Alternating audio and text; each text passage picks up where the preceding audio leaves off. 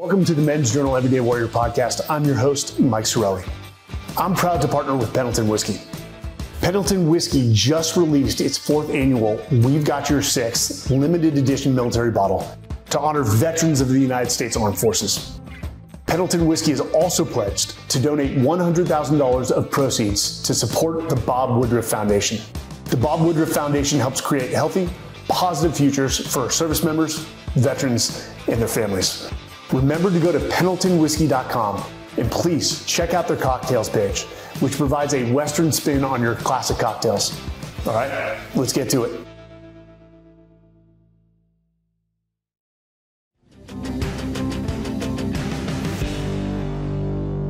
Welcome to the Men's Journal Everyday Warrior podcast. I'm your host, Mike Sarraille. We've got a great guest today, and I've been waiting for this. We've been waiting for this a long time. Adrian Brannon, better known as Buckaroo Girl. Actually, let me just read this because this is good. Oh no, what do you have? Musician and author of Dear Cowgirl, Letters to Women, which let me say, this thing right here needs to be picked up by. This is what fathers and mothers should give their teenage girls. They need to read that. Adrian Brannon grew up before Western world's eyes as a singer. However, the retired ranch bronco rider and cowgirl is anything but ordinary.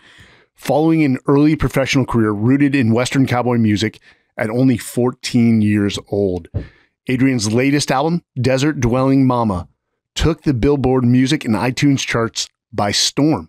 And this is pretty amazing. Released in 2018, the record held strong for a week at number 5 as the sole independent record alongside musical greats like George Strait, Chris Stapleton, and fellow cowboy singer Cody Johnson. You're up there with Hall of Famers now. Desert Dwelling Mama also won the coveted Wrangler Award presented by the National Cowboy and Western Heritage Museum at the Western Heritage Awards, which honored the top works in Western music, film, television, and literature. Desert Dwelling Mama continues to rank on the top country album sales charts 4 years later. And I also love your brand, Make America Cowboy Again. I have a whole goodie box coming for you, by the way. No way. So I read this bio, and you make me feel inferior. So, acclaimed country star singer, author, because this thing is amazing. I was reading some of the quotes which you put from here onto Instagram. This is something I would want my son to read. This is something I would definitely want my daughter to read. Thank you. But also a retired ranch bronco rider. You basically you created your own herd, right, of cattle, and you're ranching. I have a few head of cows now. Yep, it's great. They're not in DC with me. I run them on a private lease in Utah right now, in northern Utah. No kidding. With some dear friends. Yeah, they're amazing. And that bio makes me sound way cooler than I actually am. I am definitely not cool enough to be sitting here and talking with the likes of you. You know, it's also interesting. Social media has a way of making people think that we're cooler than we are. We only show like our best parts too. Is Georgetown ready for you? I have no idea. I'm excited about this. This is a whole new chapter. So you're getting your master's. I am. So I'm in the Security Studies program at the Edmund A. Walsh School of Foreign Service at Georgetown University in Washington, D.C. And it's actually kind of funny. So I decided in 2019, sitting in an airport bar on my way to Scotland, that I was going to go to Georgetown. And it's funny because I wrote this down in the notes section of my phone, and I have it saved. I have a screenshot. I found it the other day. It was like November 12th, 2019. I'm going to go to Georgetown University. This is when I'm going to get my acceptance letter. This is what I'm going to say. And I wrote it down. This is where I'm going to go. This is what I'm going to do. And it's actually kind of funny. I found it a couple, I don't know, a week or so ago. Affirmations are so powerful. It's so weird. And affirmations without hard work, though, is just a bunch of BS on Instagram. That's where I think we get into trouble nowadays with people on social media and stuff. All you need is to believe. No, you need to get off your ass and work really hard for what you want in life. But that positive thinking and writing it down, looking at your goals every morning, that's the first thing I look at. Good buddy of mine, George Silva, assisted. So we just finished our manuscript today. You did? Yes. Oh my gosh, congratulations. Thank you. We've got a book called The Everyday Warrior, A No Hack Practical Approach to Life. Oh, I'm so I will get you a pre-copy. I finished Talent War a while ago and loved it. It was on my morning walks, and I really enjoyed it. I liked that you narrated it too. I really enjoyed it. And we made fun of ourselves more than we patted ourselves on the back. Awful listening to yourself, isn't it? Yes. I hate it. Never listen to myself. I just can't write one of those books like I was going to say one. I'll refrain from that. The I just can't write like the Lone Survivor or American Sniper type books. Because I was part of a team. Mm-hmm. Like, you don't see yourself as the individual. You see yourself as a part of a cohesive team that had objectives. So there I was, surrounded by grenade pins in the worst combat ever. You can't. There is one book I'm going to write, and I'm going to pull Andy Stumpf into this one, and I'm going to pull another one of the most a strong woman like you, one of the most resilient women I've ever met, Carrie Mills, and I'm going to make this happen. Even though I know Carrie, I've said something to Carrie. I'll get Andy to. I will beat the shit out of Andy and force him to do it. But physical violence is the answer to everything. It is. It really is. That's what my dad's favorite saying. We are going to memorialize 17 of the most lethal, just humble warriors we knew. Oh, I'm excited for this. Oh, I'm so excited for this. So the book will not be about us. It'll be about them. And then donate all the proceeds to probably some good nonprofits, which 50% of the profits on this book will go to the Special Operations Warrior Foundation. Will they really? Oh, yeah. Mike, that's awesome. So we have a lot to catch up on. Are you trying to go to the CIA? Hello, Legally Blonde. I should be wearing my pink outfit. Hi, I need all of your secrets. No, I'm more of an academic type. I love research. I love reading. And this is really weird. So I came to kind of this crossroads in my life. You know, you read out this bio that makes me sound cooler than I am. I had been going on one trajectory in my life for so long, very focused, but I was living it according to other people's standards and according to what other people saw as success. And then when I stopped or was forced to stop and had to think about what I was doing and what I wanted, I went, you know what I really like doing? I really like reading. I really like writing. I really like creating. I love it. I'm passionate about it. But I was just in a green room where some dude tried to hand me a bunch of drugs and I'm not into it. And the nights when you're touring and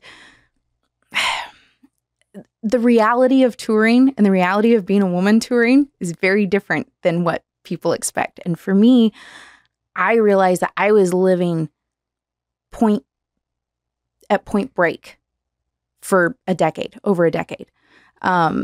And my body and my brain was so wired and so freaking traumatized and so in fight or flight for so long that it just went, nope, can't do anymore. And I didn't realize it until 2019. I read a book that came out by a tenured professor at Georgetown, Elizabeth Stanley. She wrote a book called Widen the Window. And it was talking about trauma in the body and the brain and how those two things interwork. And I went, oh, her story sounds very similar to mine. I don't seem so crazy when I read it in her words. Maybe there's something to be said about this. And I canceled all of my shows for the rest of that year, cut off my hair, bought a one-way ticket to Scotland, and was like, all right, I'll see you guys a little later. I'm going to go chill out for a while and go write. Decided, I'm going to make Georgetown my goal. Good. Have you reached out to her yet? Is she still in Georgetown? She's still at Georgetown. She's a tenured professor at Georgetown. Are you going to go introduce yourself? I actually have a Zoom session with her this coming week. So when I leave here, I'm going to get on a plane. I'm going to go run my first half marathon. And then I'm going to go have a Zoom session with her. And then I'm going to release the pre-orders for the new book. And then orientation kicks off. So the book is the book is going to be the second Dear Cowgirl, but it's going to be 100 poems of hope. So there's 100 poems in this one. There was 35 in this one.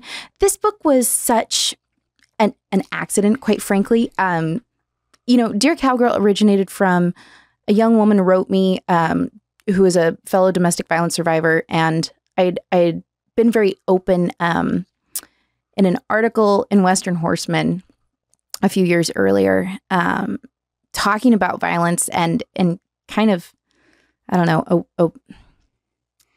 a weird way for my community. It's not, I don't know that I'd ever heard somebody within the Western or cowboy world talk about it in that way.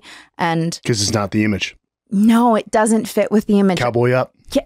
And the guy, you know, the cowboy in the white hat, the knight in shining armor coming to ride in and save the widow's ranch. And I'm not saying that all cowboys are bad. I'm not saying, you know, but I had nothing to go off of somebody that I saw in my life that had been open about these things. And I don't know why I did it. I just was honest with the gal that was interviewing me, Katie Franks, actually. And this young woman wrote me and she said, he's going to kill my dog if I leave. What do I do? And it took me back to somebody telling me, yeah, your sister will be really, really lucky if she gets out of this in one piece, if you try and do anything. And I went. Is this a little sister or older sister? Older sister. Older sister. Big sister, best friend. Yeah, she's pretty cool. But I just thought, you know, no, screw that. Like, respectfully, I don't want anybody else to have to navigate this on their own. I want them to know that there's hope. And then it just kind of snowballed and it built itself, quite frankly. I can only imagine the fear you had of putting this book out there because nobody wants to be judged. No. And this goes back to The Voice. I want to talk about The Voice because it's crazy what happened after The Voice. But I was so fearful of putting the talent war out. Were you? Because I didn't want to be judged. And yeah. And you're from a community that is similar to the cowboy community in yes. that everybody knows everybody. Yes. Everybody's talking about everybody. Everybody knows everybody's business. And who do you think you are? Funny enough, and I only really got one negative comment from somebody in my community. It was on Instagram under the name of Blue Trident. Ooh. With a little shit emoji. Ooh, sounds. And he contacted me over Messenger and said, you know, you're a piece of shit, and rattled off this information that was totally like not factual. Mm-hmm. Like you were kicked out of the command, not true. You were cheating on your wife, not true.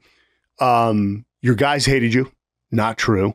And like it was actually the opposite of all those things. Sounds like a 12-year-old sitting in the basement. I left with a good reputation, and you know.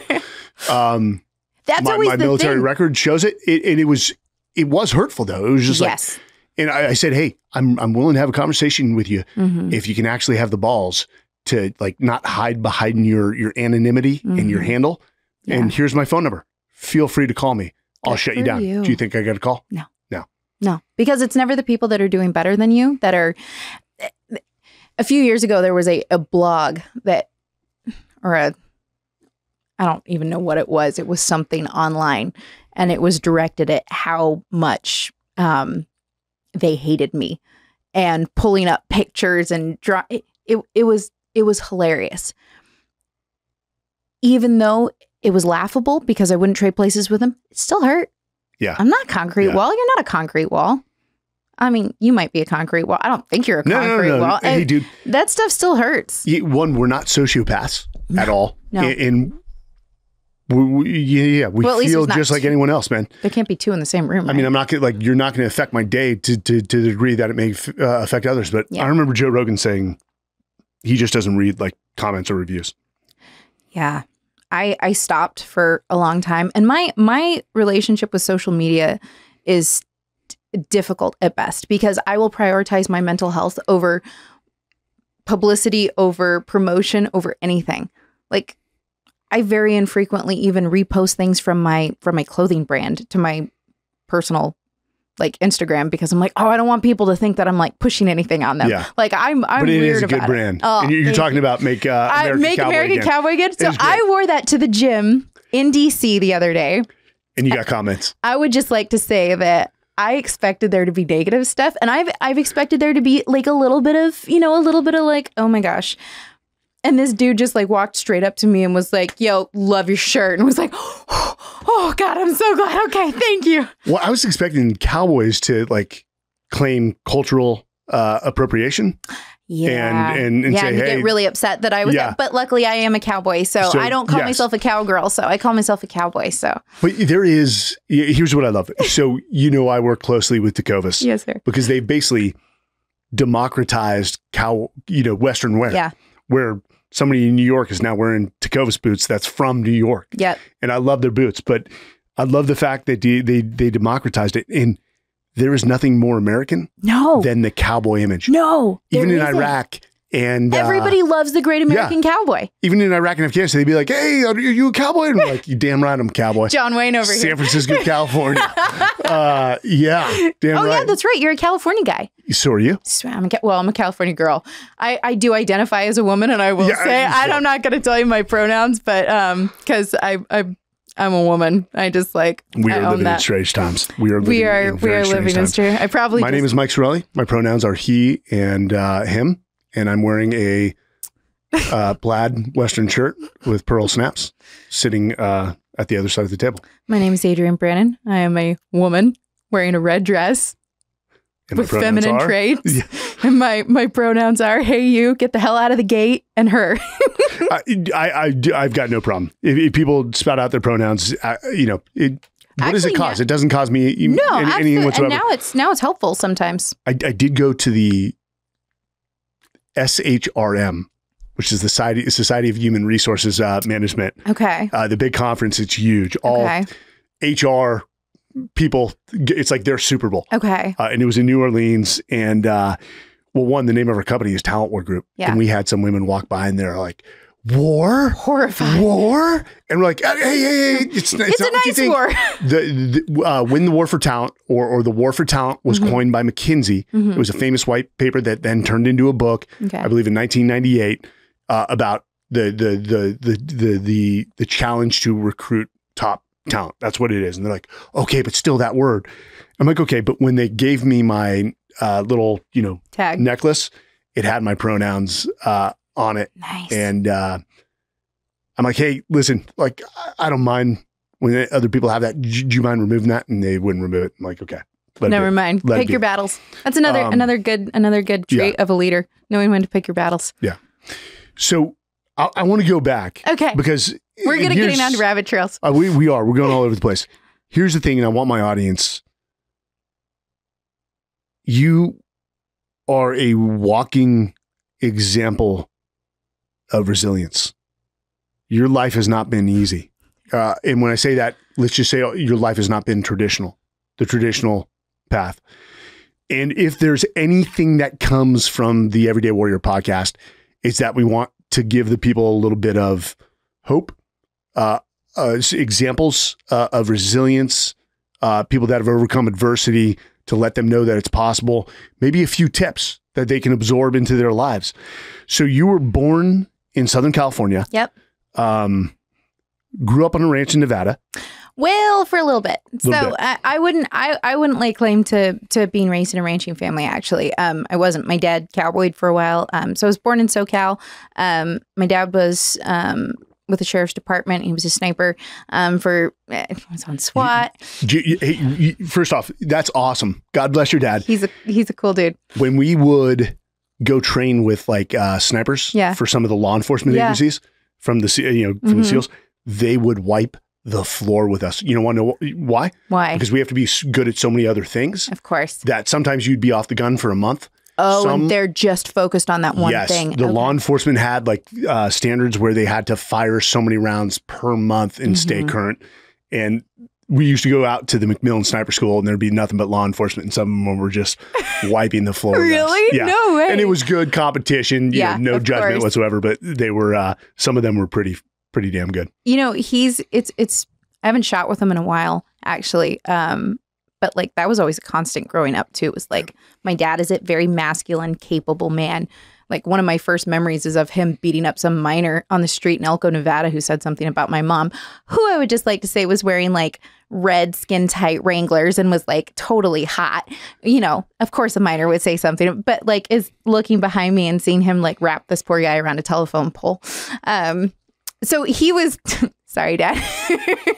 He's a cool dude. I have no doubt. But he was. So, hey, sometimes that needs to happen. Yes. You have to prove a point. Yes. Because if people are allowed to just say derogatory things or do character assassination without any repercussions, then they're just going to keep pushing. There was a quote from the guy. So the guy who wrote Conan the Barbarian, it was actually Conan the Byzantine. Okay. 1920s.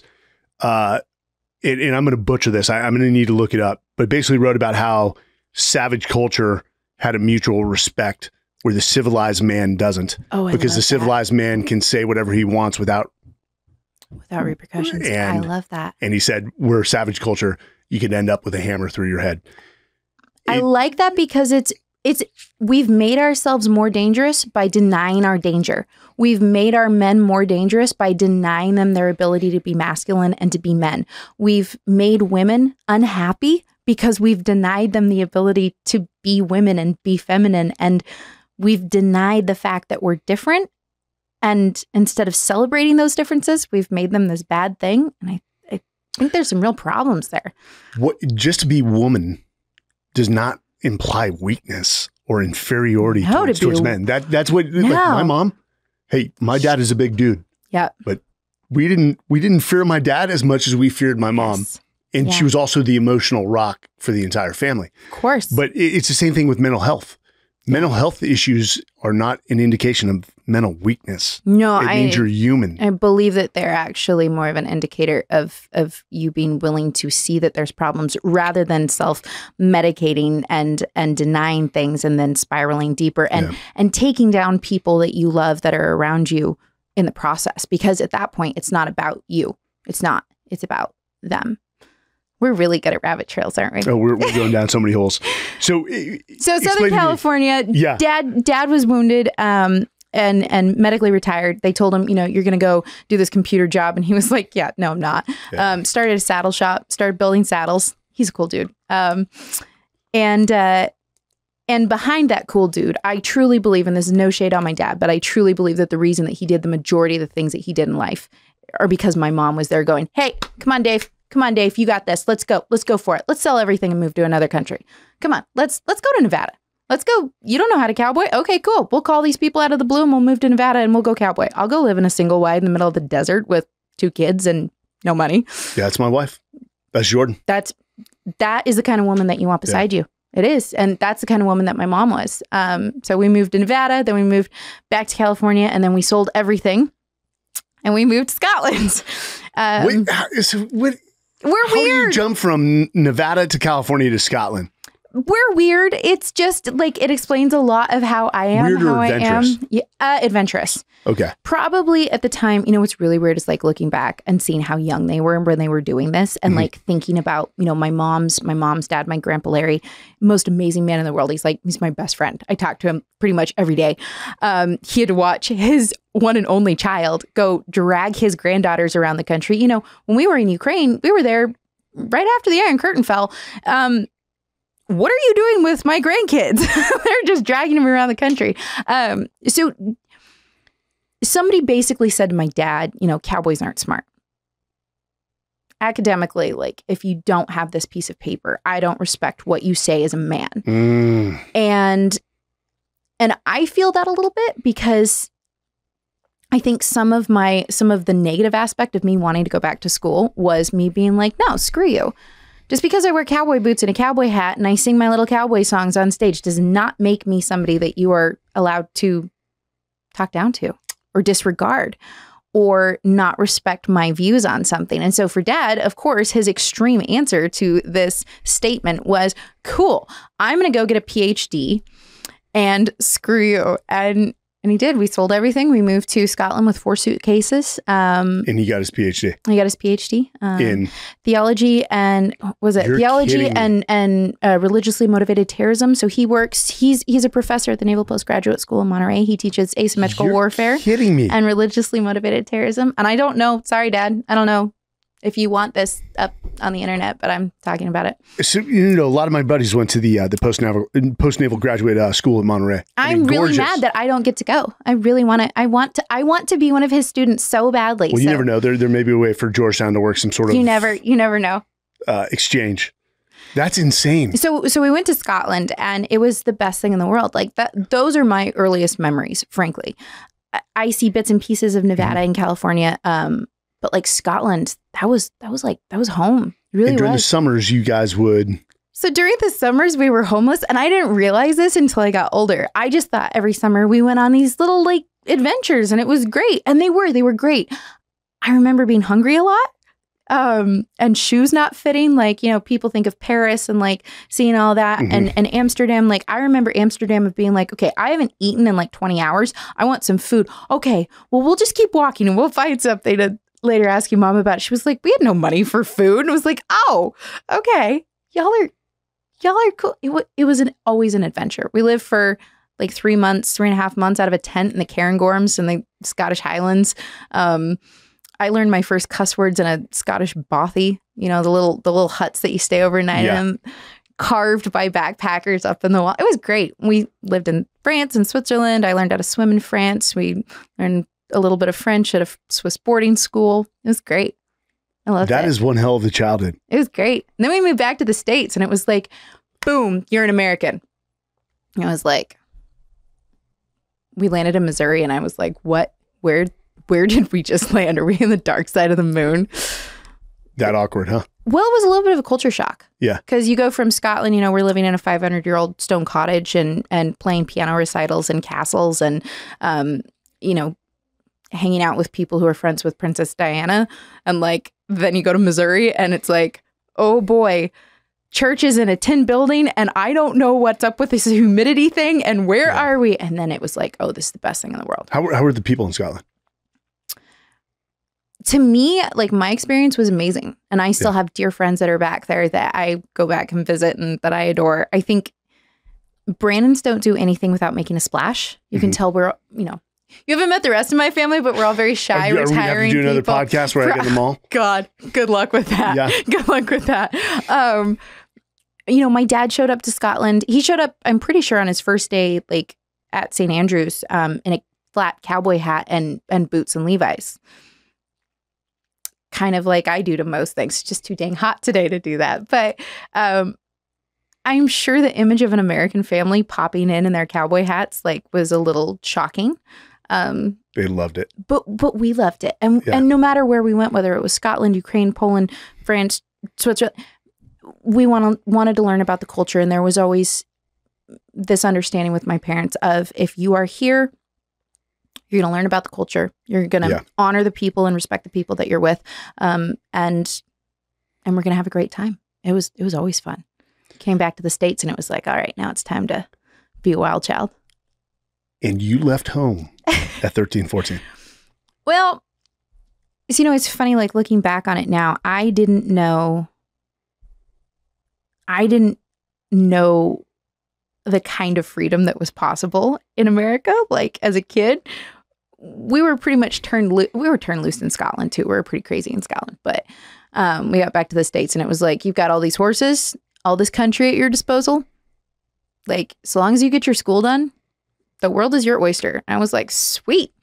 And I raised the money to buy a 14-foot Indian lodge, traditional teepee. Taught myself how to set it up, and I would move camp. I had a horse that would haul at Cappuccino, and he would haul an Indian travoy around and haul the poles from camp to camp. But it was so much fun. The only thing I cared about was being outside, being in the wilderness, survival skills, flint napping, fire starting, building shelters, finding food, finding water, riding my horse. Like, and your parents were supportive? You know, they would spend their anniversary, which is the day after Christmas. They would come and spend their anniversary dinners in the teepee, and I would cook them dinner over the fire. My mom would come out and check my homework. She would bring me food, come visit. They let me be self-sufficient. It was great. They're good parents. So to say your family was a great family, loving They were amazing. They were incredible. Sometimes too good, I think. I didn't know for a long time. It wasn't until I was much older that I realized that I had experienced childhood sexual abuse. I didn't know. It was just something that our brains protect us. Our brains are a beautiful thing. They really are. Like, I know it sounds so lame. Shut out. Yes, we don't give our brains enough credit. And my brain did its job, and it properly protected me from what had happened when I was little. And until something else happened that triggered it, I had this beautiful span of life that's just like this golden image in my mind. Childhood was beautiful. That time in Missouri, like from the age of 8 to 14, it was amazing. Like that's my happy place, is thinking about being in the teepee. And then people see you smiling right now. Yeah. It's funny. Actually, this morning before I came here, a young woman on Instagram wrote me and was talking about, how are you happy all the time? I'm not happy all the time. I'm not. Yeah. I'm joyful every damn day, though. And joy and happiness are very different, because I wake up every day very, very grateful that I am alive. I'm very, very grateful for being on this side of pain. It took a lot of violence to become soft. And I'm really thankful that I get the chance to maybe help tell other people that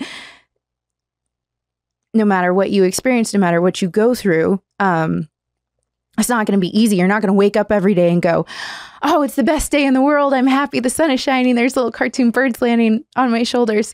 You're going to have days where you don't want to drag yourself out of bed and you want to not keep going. And I want to tell them that it's worth continuing to get up every day and continuing to strive for that hope on the other side of the pain, because you might not have what our society views as happiness, but you'll have joy.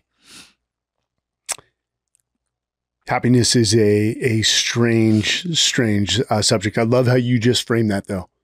While it may not be a happy day, you do have joy. You do have gratitude for the fact that you're alive and you're breathing and you live to fight another day. Yes. Yeah. But they're not all supposed to be, sunshine and rainbows. No. Then you wouldn't appreciate the truly good days if everything was like that. But no. You are, and I see you tearing up. Don't mind me. I'm impressed. No. I'm impressed by you. That's the first time I've ever teared up on a podcast. I'm trying, and I don't know why I'm trying. And Andy and I had a podcast. Like, one of the most manly things you could do is cry. I'm trying to think of the famous basketball coach who passed away from cancer. He said, laugh, think, and cry every day. Oh, and there's no more truth to that than anything else I've ever heard. I mean, it is so profound. Yeah. And trust me, I saw some of what I consider to be most lethal warriors in the world break down when they saw one of their buddies killed. I mean, like, just sobbing like a baby. And none of us passed judgment. We usually just started crying with them and wrapped our arms around them. But and the same thing with the book. You put out that book, that vulnerability. People don't want to open themselves up. And you went on to suffer a lot more trauma. And I don't want to necessarily paint you down that path, but you were in a very abusive relationship while building your singing career, while competing at rodeos, traveling. It's funny. I think our as a family, our kind of proclivity towards pushing through and having that grit that we admire in people is, that we see as being those high achievers. I always had this idea of what I wanted my parents to think of me. And I didn't understand why it was so difficult for me to just function. I didn't understand why when I was at shows and men would come up after these shows, they would hug me and I would this sounds so terrible, but physical revulsion from men for a really long time. And this is going to sound really awful too, but I was a really subpar, shitty human being for a long time. A long time. As a result of the environment and everything you were going to. No, as a result of me and my failure and my failure with my character. It didn't matter what I went through. There was a time period that I probably was unkind to men and did not treat them well because I saw them as the enemy. Unconsciously, I don't think I realized that I blamed them for a while, but there for a while it was like, no, don't get too close. No. And I still struggle with that. It's still that communication thing of no, dangerous territory. I have this bubble. You're not allowed inside of it. I'm safe in my bubble. You're not allowed to come in here. And vulnerability, can't happen. So you've reflected over this quite a bit. Oh, so much, because I could have burned my life to the ground. I got very close to burning my life to the ground. I got very close to, you know, we talk about those moments in life that you go, there are two paths I can take right now. There are two. And one would be understandable. Somebody tortured you and humiliated you as a human. And that's a thing that I think people don't understand. It's very weird to talk about with society, and that humans are capable of inflicting great physical pain onto another human being that is difficult for my brain to comprehend. And people who have not experienced great physical or mental violence don't understand what we are willing to do as humans in those moments when somebody wants you to break. And I think it's always so funny. Maybe you've encountered this with like your work, is that, you know, you watch a movie with somebody and they're like, oh, well, I would have done X, Y, and Z. Yeah, well, some guy held my head under the water in a bathtub until I was passed out. And I would do anything to make it stop. I'll tell you anything. I'll tell you anything you want to hear. I'll make something up. Whatever you want, just to make it stop. And there was a time where reality was sitting there going, I want to crawl out of my own skin. As I'm not in my own body. I'm looking at this girl sitting in this bathroom after what's happened to her. And I can't be her. I can just watch her. I can't be in her body right now. That sounds so weird to say, but I can either go, okay, you know what? These terrible things happened and they really sucked. And I don't understand.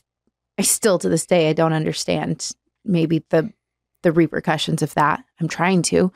And I can start drinking. I could do drugs. I could hang out with boys that do. I could pursue relationships and attachments that are unhealthy. And I did for a while. And I want to tell girls that it's not worth it. It's not going to fill you up. It's not going to help you. It's not going to change your life. It's just going to make you feel empty and lost and alone. Don't listen to what the world tells you will heal you. There could have been this route.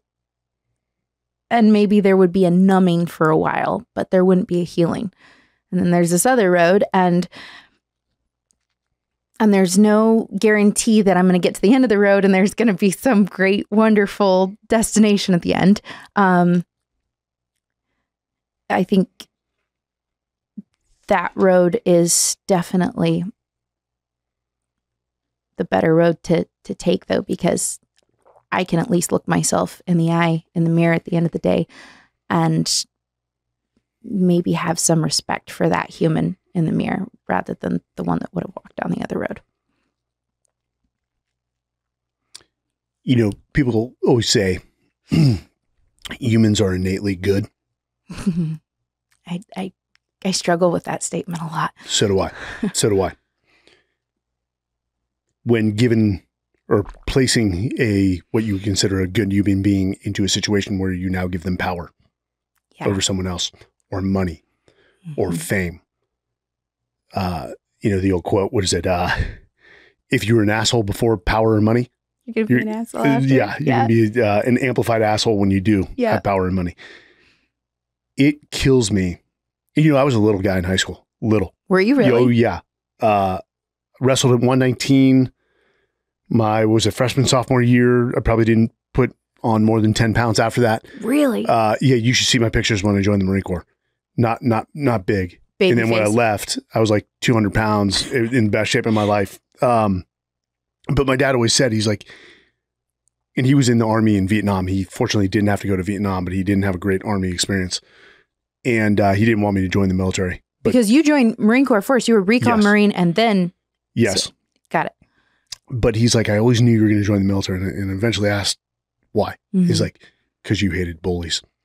And I remember my dad, we're at a San Francisco Giants game. Okay. And two guys were giving a father who's just a little guy and his son a hard time. My dad sort of picks me up, puts me in the corner right next to this, cement pole and says, "Stay right here," and then walks right over.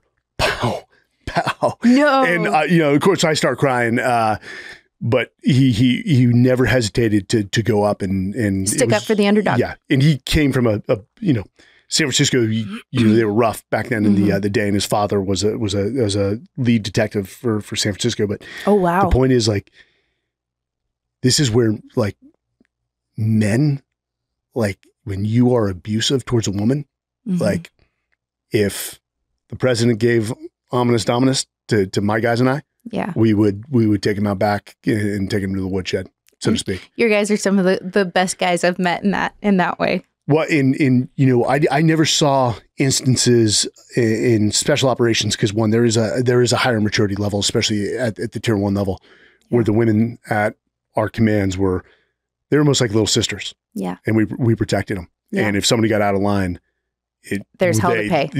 They were put in line pretty damn quick. And so, talking to a few women that were at our command, they're like, "Oh yeah, we felt completely safe." And that's the thing, is that, for me, I think the real struggle is always that I never want people to think that I'm, like, making a blanket statement about men ever. No. I always want to be like, no, this was just my experience and it sucked.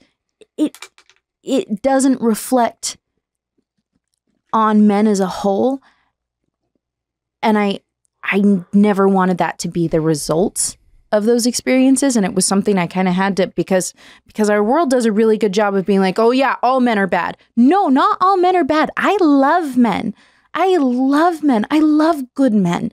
I appreciate them. I want to be protected by them. I want to be taken care of by them. I want to be in that role. There are some bad men, though. There are great men. There are bad men. There are great women. Yes. There are horrible women. There are horrible women. There are good SEALs, and then there are bad SEALs. Yeah. And that is, it's the yin and the yang of every demographic. Absolutely. There's great cops. Good cowboys and there's bad cowboys. Yeah. I've been hanging out with some good cowboys lately. Have you? The Austin Gamblers. Oh, the PBR team. The Bull Rider guy? Yeah. Oh, no way. I was just with Jose Vitor Leme, who's probably the top rider in the world. And dude, they are just God-fearing, like, good men. This is like family oriented. Yeah. He's 25, a multimillionaire, one of the best riders in the world. And he's just like, God, he's like, what really matters is, like, God and my family. And he's like, and I'm just going to be as good at bull riding as I can for as long as I can. But and what a fantastic mentality to champion in today's world too. What is so wrong with valuing family, your faith, and a good life? What, like, somewhere along the lines, social media, there's become this, like, idealistic view of what you're supposed to want. You said it earlier. You said that certain definitions of success were placed on you. Mm-hmm. Funny enough, and I brought this up on multiple podcasts. There's a guy named Dr. Johnny Kim, who's one of the most remarkable humans. SEAL, astronaut, Silver Star, pilot. Yeah. This man is actually my hero. And he's the most humble dude you'll ever meet. But he talked about this on, I did a select podcast in the wake of the withdrawal from Afghanistan. And he talked about how his dad had very strict definitions of success and it didn't align with his, and how he's now told his kids, which if I was his son or daughter, I would be like, damn, if that's the standard, like, he said, it's not the standard. Whatever you choose to do, whether it's a pianist, an investment banker, a SEAL or an astronaut or anything else, just pour your passion into it. That's all I want. But you have to define your success for you. Yeah. The voice. So you get past this very dark period in your life. I really didn't, though. I think that was still hadn't recovered. I think that was the problem, is that you just kept moving. I just kept moving, Mike. I was like, I'm going to freaking grit it out. I'm going to make life work. I was doing everything wrong. Again, I was a subpar human being. I was really a terrible human. I love the fact that you own it, and you've reflected, and you've taken the action to actually take the steps to to be a better and different person. I dislike who that woman was. Who that girl, she wasn't a woman. She was a girl. She was very hurting, but that was no excuse for what she did and how she lived her life. I had fantastic opportunities and I took advantage of about that much of them because I was so scared. Because I look back at that time and I'm like, I don't remember so much of it, which is a huge problem. Brain injuries are, I think, probably, as you know, like a really frustrating. And you've been bucked. You've been bucked off some. You know, I've been bucked off really hard because I'm like the most unhandy person in the world. But the root cause of my head injuries are abuse, and so for me, it was almost like, you know, somebody beats you with a yellow phone book. And I remember thinking, you know, this isn't like, you know, when they say in the movies where something really bad happens and somebody gets like that big burst of like power and all of a sudden they know how to fight or they know how to like, no, that doesn't happen. That's not at least my experience with pain. You don't rise to the occasion. You fall to your level of training. I didn't rise. You're not trained. Yeah. Yeah. I didn't rise to the occasion. I went, oh my God, the pain hits instantly too. It doesn't wait. It's like my teeth are all loose. Yeah. No, it's not what I thought at all. It's, this is not cool. I didn't have the tools and I wasn't the person who could handle what was happening then. So when things like getting bucked off and rocking your head again, you know, with another head injury happened, I didn't take care of it. I didn't take care of myself. And so I continued into this downward spiral of unhealthy eating, unhealthy living, really extreme sadness and setting the relationships around me on fire. And that was not a good situation to go on national television and this great opportunity that everybody said, this is your moment. We've been waiting for you to be the superstar. You're the champion for our community. And I wanted to be somebody that my community could be proud of. I did. I wanted to go and be like, hey, Cowboys are still here. We still produce, you know, beef for America and the world. We're still here. They're still like we're still here. And I love my ag community. I love the Western world. Like, and then it was just the worst experience in the entire world. So you just had a bad performance. It was a bad performance. It was a bad situation. There's only so much that I can say because unlike a lot of the people on that show, I read my legal agreement and my statute of limitations is still not up. So when it is up, I'll come and tell you about it. Yeah, I'd love to totally hear. Will. I don't. I'll be careful with my words right now. I know that's a strange environment. It is. I'll leave it at that. So first back to cows and cowboys and beef. Seems like cows are becoming like a victim of cancel culture. Oh my gosh. It's like they're all going to go away. Like we need to get rid of all cows. No, what is it now? They drink a lot of water and they eat a lot of the... They're trying to say that grasshoppers produce more protein than cattle do at this point. I'm not eating... you can't make a steak out of a grasshopper. That's a tiny ribeye. Yeah. That is a tiny ribeye, man. I'm not like the world's smallest violin. It's not happening. If you try to eliminate meat... Yeah, I think that will be the final straw to where there's a total revolution in the. But I think we're on that way though. It's fascinating to see. You know, have you ever noticed how these vegans progressively become unhealthier? And nothing against veganism or anything. I do what you want to do with your diet. Yeah. But it is interesting to me to see how the cattle industry and the ag industry is always the first group of people to be demonized when they are the people that support this country and feed this country. Yeah. Where do the people who lobby for them to be dissolved, where do they go after they've had a meeting? They go out to a nice steak dinner.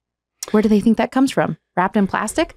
So you've even seen some traditional vegan people that wrote articles where they tried meat for a month and they're like, it's the healthiest you see what happens. Gabrielle Lyon, who's a muscle-based dietitian. I'll shoot you her link. Fascinating. Protein is a vital part, much like carbs and fats, in more and more in rational proportions are all crucial. But the vegan thing, I can't do it. Yeah, we're not losing meat anytime soon. That's when I'll run for president and we'll put a stop to this. I'm kidding. So You know, what's interesting, I know, you know, you shot me a lot of this. You received hate mail post-Voice. Oh, so great. I mean, and some of it was vicious. It's actually really interesting. 'Cause like, so in the midst of all this, like right before The Voice, so we did The Voice. We were sequestered for like a month and a half, I think, in this hotel room. And so I'm the fat, awkward, ugly, weird girl in the cowboy hat among this group of people. I still remember the 3 people that were kind to me. Molly, Jess Lee, and Jemai. They were the 3 people that were kind to me during that time among that group. Other than that, whew, vicious. That's an intensely weird situation to be in. And so we filmed, this kind of terrible letdown happens of, I failed. Oh my God, this isn't like the movies. There's no Chariots of Fire moment here. They shuffle you out the back door, literally into this room, and are like, are you sad? Are you unhappy? Are you okay? And you go, no, I'm good. And they go, okay, cool. You're done. You're done. And then what is there after that? And then the hate started pouring in. And it was really funny. Like I distinctly remember, it's probably really lame, this like middle-aged woman who's just really pissed about how fat and ugly I was, literally. Like that was her main thing, which I understand that I was not maybe the vision of the great American cowgirl that she wanted on her TV, but she was inventive in what she said. And I took every single thing to heart. And then people started saying things like, we're going to come and kill your dog. We're going to, you should just hang yourself. You should just kill yourself. And you should kill yourself. You should kill yourself. And that was the really hard thing, was because at that time, that wasn't a thought that was really far away from me. Yeah. On my own. And not in the way of, just in the thought that it's there. Like full on honesty. Like there's always an out. The keyboard cowards, as I call them. Not keyboard crusaders, not keyboard warriors. Keyboard cowards that hide behind the anonymity. They just put that little thought in your head. And it's so easy. Yeah. Yet, what is a percentage of them that would actually have the courage to say that to your face directly? You know what's funny? 0.0001%. Yeah. You know what's funny is that I met some of those people who said things publicly afterwards, and they groveled. Mike, they groveled. Yeah. They apologized and they groveled. And you know what? That's great. We all make mistakes. I forgive you. Absolutely. We move on. Absolutely. I will judge you off of how you are as a human. And if you say that you're sorry, then we move on from that. I'm not going to hold that against you. Then we move on. It's very expedient to say sorry when you're faced, because very different when you're in person. Very uncomfortable situation. Very uncomfortable. Like, oh, hey, I'm so sorry. And God knows I've done that before, where I've been caught. But well, Adrian, we are having you back. we are having you back. And plus, I want to hear about how Georgetown and some of those fiery debates in the classroom go. I'm excited. I'm excited to learn. I'm really excited to learn. Wear the hat. Wear the cowboy hat. I've been wearing the boots. Good. Started some interesting conversations. You're gonna find people are gonna be on the polar opposites, which is fine, as long as they can have a professional, tactful, let's say rational, logical conversation with you. It's been such a welcoming atmosphere where there's really this beautiful potential for an open dialogue that I'm really excited about, because I am there to learn. I am there to learn. I am fascinated by the effects of violence against women on national security. I'm fascinated by it. Plus, I'm a nerd. I'm excited about this. What a focus, given your life story. These are my experiences. Who I could have become and what could have happened to me is something that I view as being a key to analyzing what could potentially happen in other areas of the world and how we can protect. You've got an uphill battle against, I mean, that is a noble battle, but given other cultures, we both know it's an interesting question to ask too. How vulnerable of a person do you create when you create a person who is at a breaking point because of what they're experiencing at home? Because for some people, an out is an out. And if somebody else is adding an extremist label to it afterwards, what do they care? Those are the questions I want to ask. That, that is a noble pursuit. And we need somebody in areas like that. I'm just amazed. Are you going to put music down? Or is music? I have a new album coming. Yes. I'm super excited. When is it coming out? So new book. That's a good question. Fall of 2022. Is that correct? Fall of 2022. Dear Cowgirl, 100 Poems of Hope. 100 poems. Super excited. It's done being written. We have Amazon? It'll be up on Amazon and buckaroogirl.com. When? It's a really good question. It was supposed to be done this spring. Okay. Instead, I got into grad school, freaked out, jumped out of a plane, and then moved to DC. So without me, by the way. I know. I'm sorry. We're gonna fix this. We're gonna fix this. I offended Mike. I offended him. But before we ever even got started. When's the new album coming out? I would say I'm gonna release a single, probably in the next 3 months that we already recorded, and then we've got a full length album coming spring of 23. And you recorded that with who? A few people. There's some things coming. There's some stuff and things coming that I won't disclose. You're going to be a celebrity at Georgetown. You're going to be a celebrity. I don't know. Maybe more notorious than celebrity. They've been lovely about understanding my weird background. I really saw it as a negative thing, and they've been so wonderful about saying, no, we really welcome your unique perspective on things. You need it. You need diversity in thought. Yeah, and I appreciate that. For those programs. Yeah, and I appreciate that.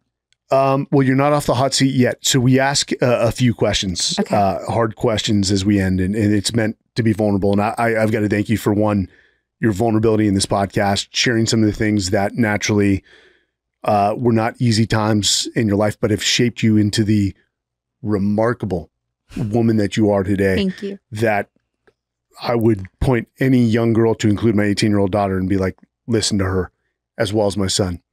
So first question is, biggest regret of your life? And we all have regrets. Nobody says no regrets. No regrets. Get out of here.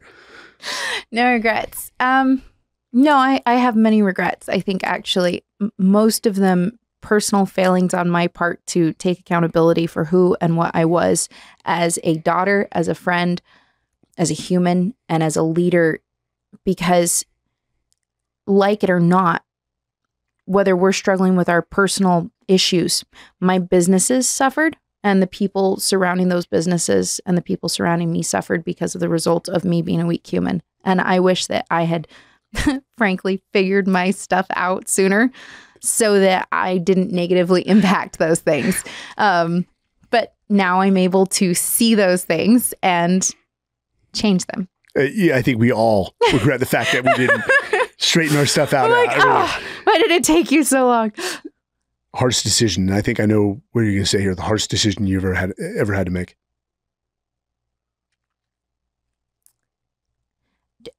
Choosing life. Choosing to live with joy. Choosing to not live with anger about what has happened, and choosing to live with hope. I think it would have been very easy to choose another way. And I'm really thankful for the path. Way. Yeah. Yeah. I'm not a victim. Was it hard to leave that relationship?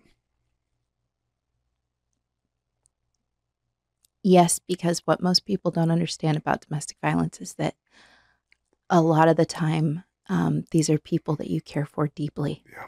This is not some stranger in an alleyway. These are people that you trusted and that were a good thing at a point in your life. And that's what nobody wants to hear, is that you can care about and want to protect the people who are hurting you the most. And that's a reality that people don't like to hear. And there's a lot of people that are stuck in that situation right now. And they can get out of it. And it's not going to be easy, and it's not like the movies, but there are resources. Easier said than done. It's easier said than done, like anything in life, but it's so worth it.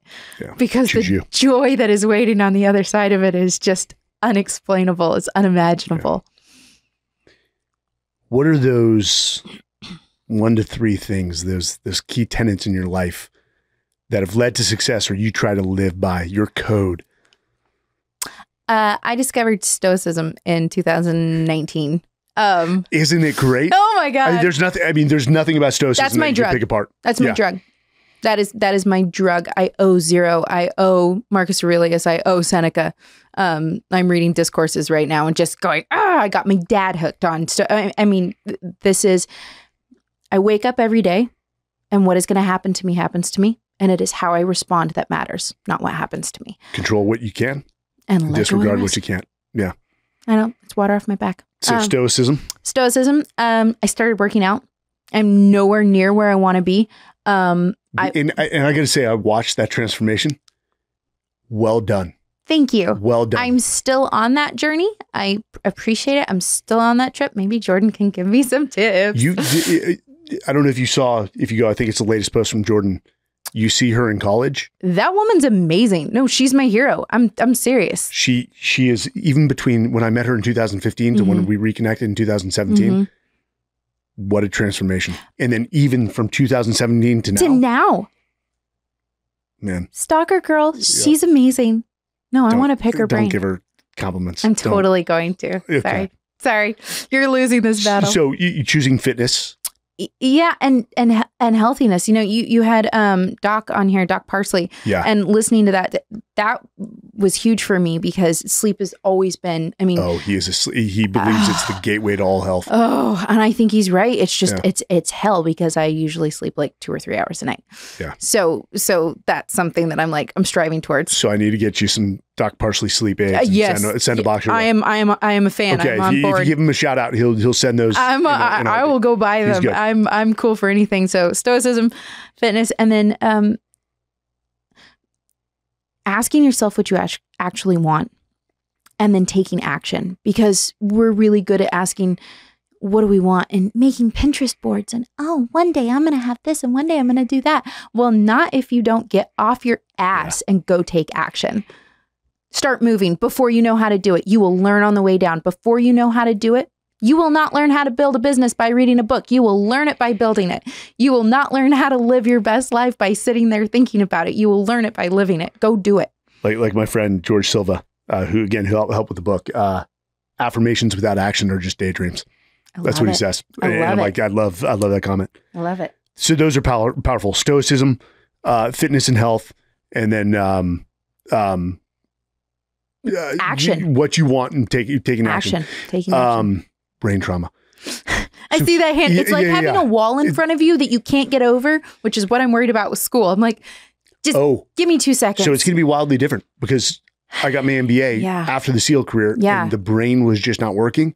So we'll take that conversation offline. But, I would love to hear your thoughts because I'm preparing and talking with professors. It's hard. It's going to be harder. It's going to be harder. And it's like the hamster.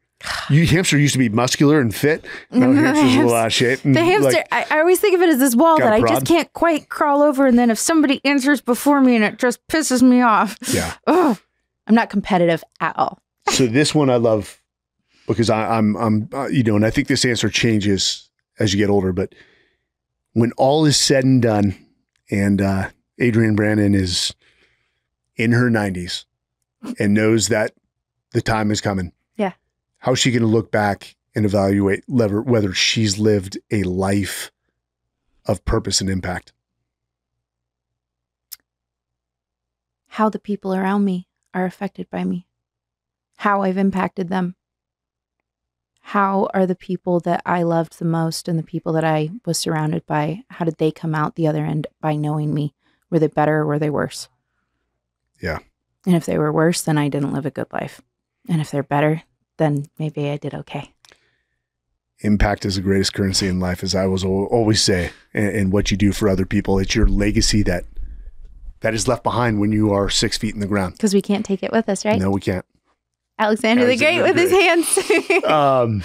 Well, Adrian, thank you for joining us. Thank you for having me. You are spitting gold. Thank you. You are, dude, I hope you don't choose another career path. I think you will set a world record. But let me say this as we go out.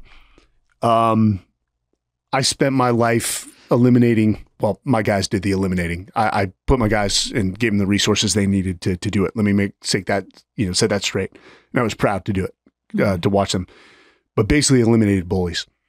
Mm-hmm. And for those suffering domestic violence, the hardest decision you're ever going to have to make is to leave. But it's the best decision. You have to choose you, not them. Emotional and physical abuse, whether it's a man inflicting it on a woman or a woman inflicting it on a man, you are a coward at best and evil at worst, and you will have it coming.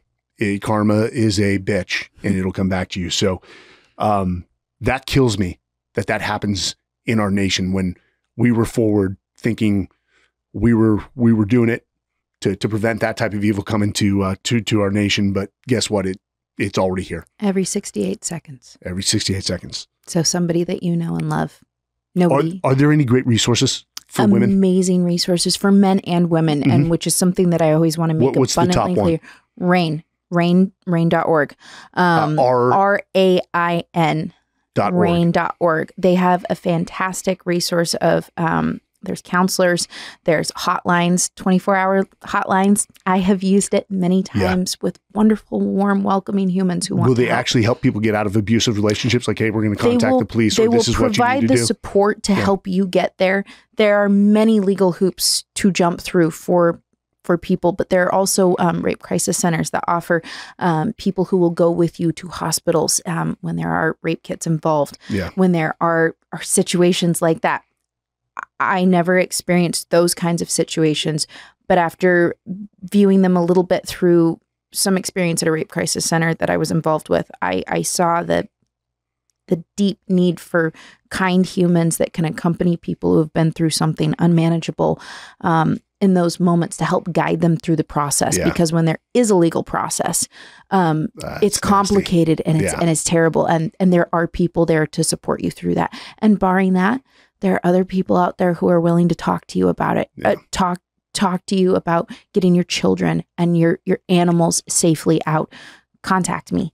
We can get you in touch with great people. Beautiful. Okay, so rain.org, or go to local Adrian crisis Brannon centers. There's at Instagram. Buckaroo Girl. I can't thank you enough for the book. And guys, you got to pick this up. Go check out her Instagram account at Adrian B. Brannon, and then just buckaroogirl.com. Yeah. Well, I love the fact that you're posting some of this on your post, and they're beautifully written. Thank you so much for having me. Absolutely. I really enjoyed it. And to our listeners, again, this is the Everyday Warrior with Mike Sarraille. We'll see you next time. Thanks for joining us on another episode of the Men's Journal Everyday Warrior podcast. Hey, whatever platform you utilize to listen to our podcast, please leave a review. We read all of them. That's how we get better. And lastly, again, thank you to our sponsor, Pendleton Whiskey. We've got your six. Cheers.